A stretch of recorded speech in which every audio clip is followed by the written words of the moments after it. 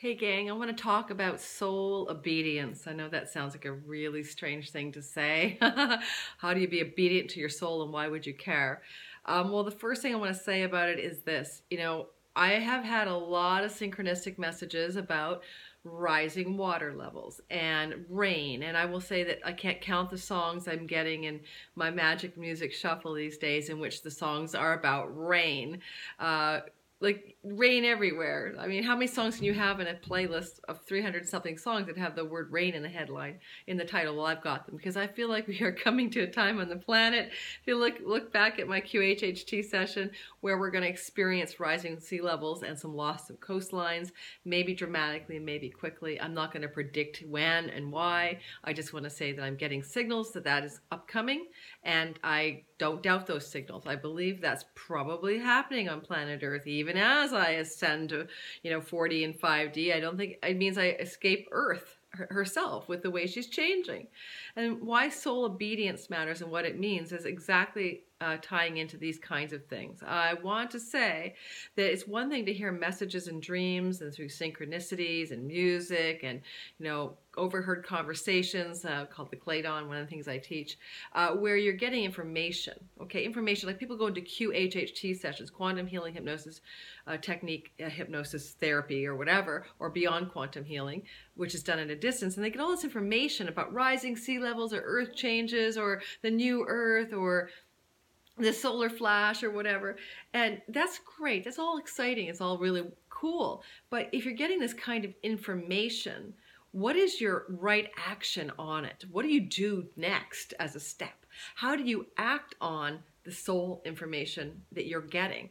Well, I think, first of all, most of us aren't comfortable with being obedient or taking action that is based on the information we get. Some people say, well, you have to develop a trust dialogue between you and your intuitive knowing. I agree. But once that trust dialogue is established and that relationship with your own soul is established and you're getting this kind of guidance or information through all kinds of sources and synchronistically as well, then the next question obviously is, what does my soul want me to do? What action do I take? And there's a woman on the internet, her name is Doreen Dotan, and she's in Israel, and I love her stuff. She's pretty out there, but she's pretty darn cool. And one of the things she says is that, this earth is like where you're supposed to be. This is the action zone. This is the heavenly realm. And that spirituality divorced from action, right action, God-inspired action, godly action, is useless, actually. It's just useless. There's no point. And so what is your inspired, soul-directed action, and how can you be obedient to that message? By taking action, and obedient in a good, not in like a subservient way as if you would bow down to your own divine essence or divine guidance or God at large, but rather treating God as a friend, giving you really good advice. Oh, look at the strange light. And how would I obey that advice? Or how would I take heed and act on that advice? So that's the question. I'm gonna move out of that weird light. It's like a spotlight. Okay, so it's the end of the day, so the sun's streaming in my house. So the other thing I'd like to say is, in being obedient and taking action, pay attention to where you're supposed to live.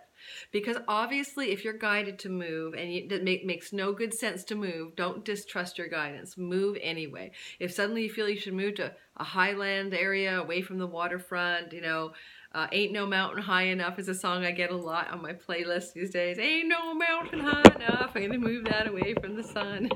I want to suggest that you go for it, move. Just don't sit around waiting for the waters to rise. It's time to get out of Dodge. So pay attention without fear. Be connected to the guidance and take appropriate action in a timely manner in alignment with flow, ease, and synchronicity, entanglement and all that good stuff. So not making life hard for yourself, making life effortless by heeding the messages and taking action, because you wouldn't be asked to move into hardship.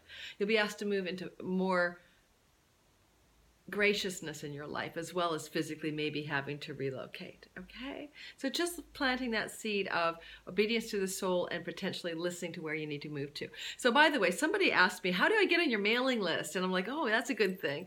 I always say, oh, if you want to subscribe, subscribe, and if you like what I'm doing, hit the little bell. I always forget to say that. But how do you get on my mailing list? Well, I have a link I'm going to put below where I'm giving you a free gift. It's my Enter the Synchronicity Portal meditation. Over 1,000 people have taken it. I've taught it in my student classes for 3 or 4 years.